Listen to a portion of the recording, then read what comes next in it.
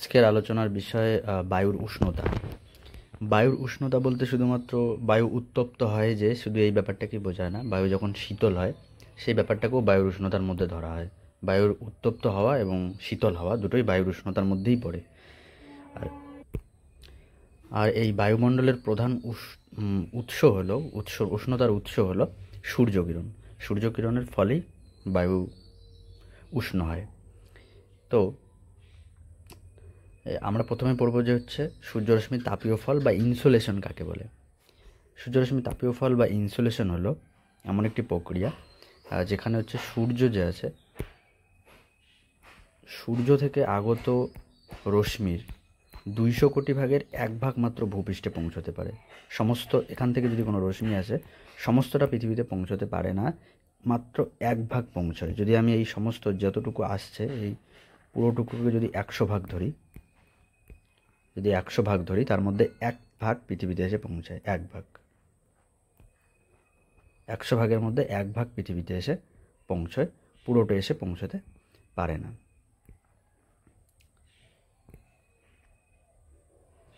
তো পুরোটা এসে পৃথিবীতে পৌঁছতে পারে না, এই যে 1 ভাগ এসে পৃথিবীতে পৌঁছচ্ছে এটাকে আমরা সূর্যরশ্মির তাপীয় ফল বা ইনসোলেশন বলি, পৃথিবীতে আগত এই তাপশক্তিকে। ঠিক আছে, এবার আমরা পরের দিকে যে পয়েন্টটা বুঝবো সেটা হচ্ছে কার্যকরী সৌরবিকিরণ কাকে বলে। কার্যকরী সৌরবিকিরণ হচ্ছে সেই বিষয়টাকে আমরা কার্যকরী সৌরবিকিরণ যে সূর্য থেকে পৃথিবীতে আগত তাপশক্তির 19% ভাগ বায়ুমণ্ডল প্রত্যক্ষভাবে শোষণ করে নেয়। যখন সূর্যরশ্মি থেকে আলো আসে, সূর্য রশ্মিটা আসে, তখন এখানে যে বায়ুমণ্ডল, আমরা বায়ুমণ্ডলের চ্যাপ্টারে দেখেছিলাম যে পৃথিবীকে ঘিরে আছে এক প্রকার বায়ুমণ্ডল, সেই বায়ুমণ্ডল 19 ভাগ শোষণ করে নেয়, 19 ভাগ বায়ুমণ্ডল শোষণ করে নেয়, আর 47 ভাগ ভূপৃষ্ঠে এসে পৌঁছায়। 19 ভাগ বায়ুমণ্ডল শোষণ করে নেওয়ার পর 47 ভাগ পৃথিবীতে এসে পৌঁছতে পারে। তাহলে বায়ুমণ্ডল শোষণ করে নিচ্ছে 19 ভাগ, আর 47 ভাগ পৃথিবীতে এসে পৌঁছচ্ছে। এই দুটোকে যদি আমরা যোগ করি তাহলে হবে 66। এই যে টোটাল 66 ভাগ, এই 66 ভাগ পৃথিবীর বায়ুমণ্ডলকে উত্তপ্ত করতে পারে।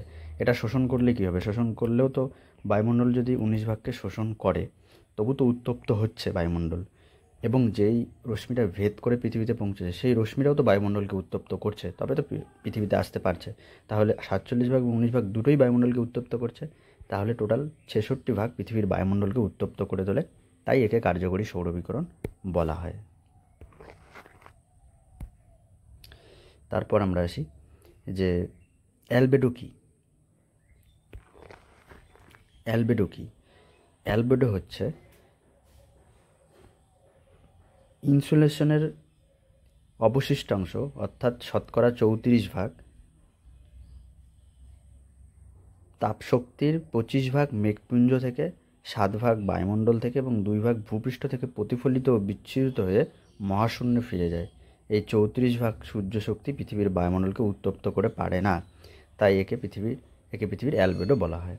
আচ্ছা, আমরা একটু আগে পড়লাম যে কার্যকরী সৌরবিকিরণের 66 ভাগ বায়ুমণ্ডলকে উত্তপ্ত করে। আমরা এটা পৃথিবী ধরি, তো 66 ভাগ, টোটাল 66 ভাগ বায়ুমণ্ডলকে উত্তপ্ত করে, কিন্তু 100 ভাগের মধ্যে 66 ভাগ বায়ুমণ্ডলকে উত্তপ্ত করে, বাকি যে 34 ভাগ, টোটাল 100 ভাগ ছিল না, তো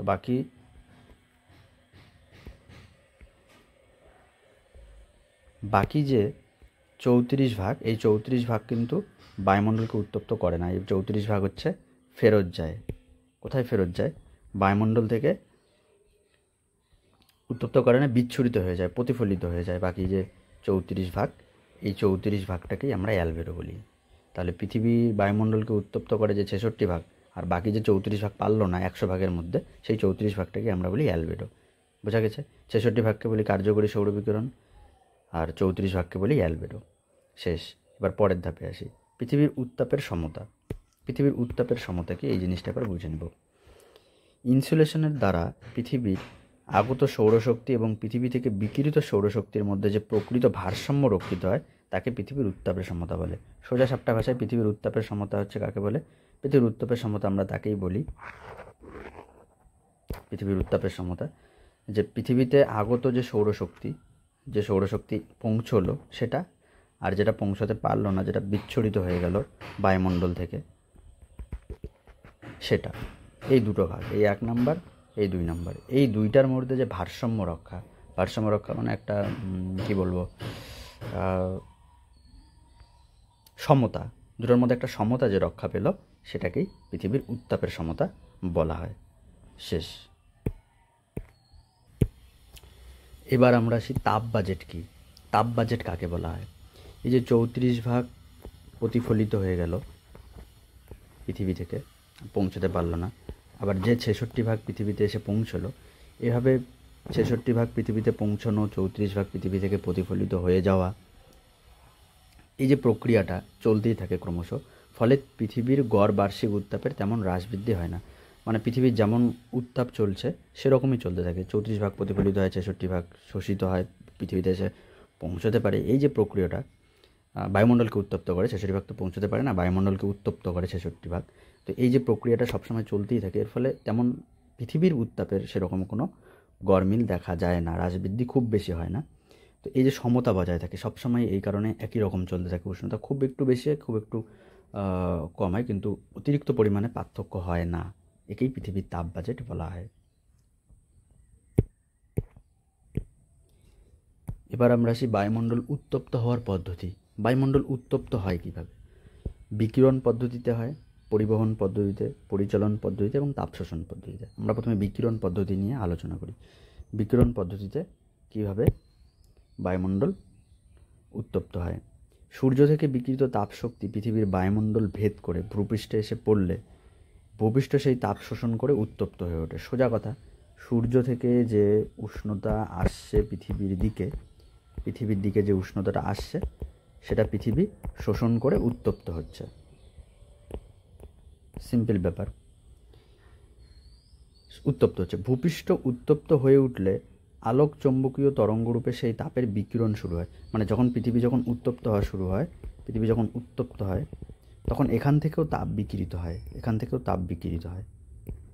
এই যে তাপ বিকিরিত হওয়া প্রক্রিয়াটা, এই তাপ বিকিরণ যে হয় ও ভূপৃষ্ঠ সংলগ্ন বায়ুস্তর উত্তপ্ত হয়ে ওঠে, এবং ভূপৃষ্ঠের আশেপাশে যে বায়ু প্রবাহ দেখি, যেন গরমকালে আমরা দেখতে পাই এই বিষয়টা, যে পৃথিবীর সাথে সাথে পৃথিবী যখন উত্তপ্ত হয়, গরমকালে সবথেকে বেশি বায়ু গরম থাকে।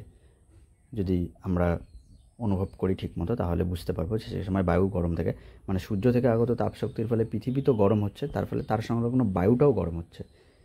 কারণ বায়ু গরম হওয়ার কারণ যে এই যে পৃথিবীতে সূর্যরশ্মি এসে পড়ছে আর আশেপাশে যে বায়ু আছে, তো পৃথিবী যখন গরম হয়ে যাবে, উত্তপ্ত হয়ে যাবে, তখন এই এলাকাটাও গরম হবে, তার ফলে এই আশেপাশের বায়ুটাও ধীরে ধীরে গরম হওয়া শুরু হবে। তো এই কারণে এটাকে বলেছে বিকিরণ পদ্ধতি। তাপ আসার পরে যেখান থেকে গরম উত্তপ্ত একটা বায়ু বার হবে, তো সেটাই আশপাশের বায়ুগুলোকেও গরম করবে, এটাকেই তাপ বিকিরণ পদ্ধতি বলা হয়। এবার আসি পরিবহন পদ্ধতি বলছে যে সূর্যরশ্মি বায়ুমণ্ডল ভেদ করে তো আসেই। আমরা জানি যে পৃথিবীর চারপাশে একটা বায়ুমণ্ডল আছে। পৃথিবীতে বায়ুমণ্ডল ভেদ করে পৃথিবীতে সূর্যরশ্মি বায়ুমণ্ডল ভেদ করে যখন পৃথিবীতে আসে, তখন এখানে যে বায়ুকণাগুলো থাকে, ছোটো ছোটো বায়ু ভাসতে থাকে, এখানে বায়ু তো সবসময় ভাসমান চারিদিকে, এখানকার ছোটো ছোটো যে বায়ুকণা আছে সেগুলোকে উত্তপ্ত করে, এবং অধিক উত্তপ্ত বায়ুকণার সংস্পর্শে তখন সংলগ্ন শীতল বায়ুকণাগুলি উত্তপ্ত হয়। এই যে যখন প্রচুর পরিমাণে এই বায়ুকণাগুলো গরম হয়, তখন এর আশেপাশে থাকা ঠান্ডা বায়ুকণা যেগুলো শীতল, আমরা যদি কুল সি হিসেবে দেখি, কুল বায়ু যেগুলো আছে সেগুলো ধীরে ধীরে উত্তপ্ত হতে থাকে, শীতল বায়ুগুলোও ধীরে ধীরে উত্তপ্ত হতে থাকে। তো এই যে উত্তপ্ত হওয়া, আবার ভূপৃষ্ঠ সংলগ্ন উত্তপ্ত বায়ুস্তর থেকে উত্তাপ উপরের অপেক্ষাকৃত শীতল বায়ুস্তরেও প্রবাহিত হয়। মানে আবার ভূসংলগ্ন যেগুলো উত্তপ্ত বায়ুস্তর আছে সেগুলো উপরের দিকে থাকা ঠান্ডা বায়ুগুলোকে, এখানে থাকা, এটা তো সূর্য থেকে আসার সময় বায়ুমণ্ডলের, এবার ভূপৃষ্ঠর যেটা সেটা আট করে দেখাচ্ছে। ভূপৃষ্ঠর এটা পৃথিবী, এবার ভূপৃষ্ঠ একটু আগেই বললাম যে যখন পৃথিবী উত্তপ্ত হয় তখন ভূপৃষ্ঠের উপরে থাকা বায়ু প্রবাহ যেগুলো আছে সেগুলোকে গরম করে, কিন্তু এখানে থাকা যখন শীতল হালকা, যদিও কিছু কিছু শীতল বায়ু থাকে, সেটাকেও উত্তপ্ত করে। সেই পৃথিবীতে থেকে বিকিরিত হওয়া তাপ বায়ু সেগুলো গিয়ে এখানকার শীতল বায়ুগুলোকেও উত্তপ্ত করতে থাকে, সেটাকে বলে পরিবহন পদ্ধতি। তারপরে আমরা আসি পরিচলন স্রোত। পরিচলন স্রোত কি? ভূপৃষ্ঠ সংলগ্ন, ভূপৃষ্ঠ ধরলাম, এটাকে ভূপৃষ্ঠ ধরি, ভূপৃষ্ঠ সংলগ্ন বায়ুস্তর অধিক উত্তপ্ত হয়ে উপরে উঠে যায়। এখানকার যে বায়ু প্রবাহ থাকে সেগুলো বেশি গরম হয়ে গেলে হালকা হয়ে যায়। যে কোনো বায়ু যদি গরম হয় কখনো, তাহলে হালকা হয়ে উপরে উঠে যায়, উপরের দিকে উঠতে থাকে বায়ু। তো উপরের দিকে যখন ওঠে তখন সেই শূন্যস্থান পূরণের জন্য উপরের অপেক্ষাকৃত শীতল বায়ু নিচে নেমে আসে। যখন এখানকার বায়ুগুলো উপরে উঠে যাবে তখন স্বাভাবিকভাবে এই জায়গাটা ফাঁকা হয়ে যাবে। যখন এই জায়গাটা ফাঁকা হয়ে যাবে তখন উপরের থাকা শীতল বায়ুগুলি এই ফাঁকা জায়গাটাকে দখল করার জন্যে আসবে। তখন উপরের স্তরে থাকা শীতল বায়ু এই জায়গাটাকে দখল করবে। যখন এই জায়গাটাকে দখল করবে উপরে শীতল বায়ু,